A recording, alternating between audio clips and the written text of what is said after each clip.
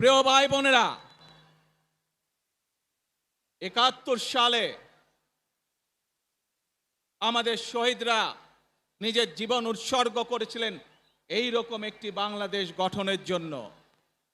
বিগত ১৫ বছর স্বৈরাচারের বিরুদ্ধে শত শত হাজারো গুম খুনের শিকার হয়েছে শুধু রাজনৈতিক দলের সদস্য নয়, নিরীহ মানুষের প্রতিবাদ করতে গিয়ে অত্যাচার নির্যাতনের শিকার হয়েছে, জীবন দিয়েছে।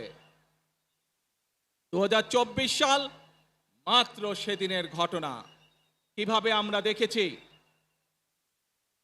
আমাদের তরুণ প্রজন্মের সদস্যরা কিভাবে নিজের জীবন উৎসর্গ করেছে দেশের এই স্বাধীনতা এবং সার্বভৌমত্বকে রক্ষা করার জন্য।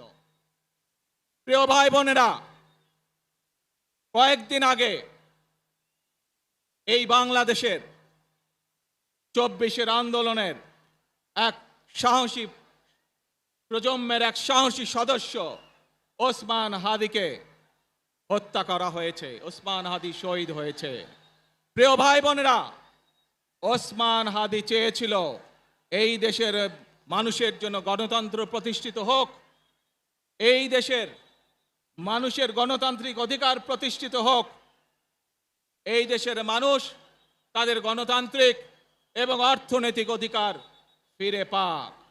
আজ ২৪ আন্দোলনে যারা শহীদ হয়েছেন, ওসমান হাদি সহ ৭১ যারা শহীদ হয়েছেন, বিগত স্বৈরাচারের সময় বিভিন্নভাবে খুন গুমের শিকার হয়েছেন, এই মানুষগুলোর রক্তের ঋণ যদি শোধ করতে হয়, আসুন আমরা আমাদের সেই প্রত্যাশিত বাংলাদেশ গড়ে তুলব, যেখানে আমরা সকলে মিলে কাজ করব, যেখানে আমরা সকলে মিলে আমাদের প্রত্যাশিত বাংলাদেশকে গড়ে তুলব।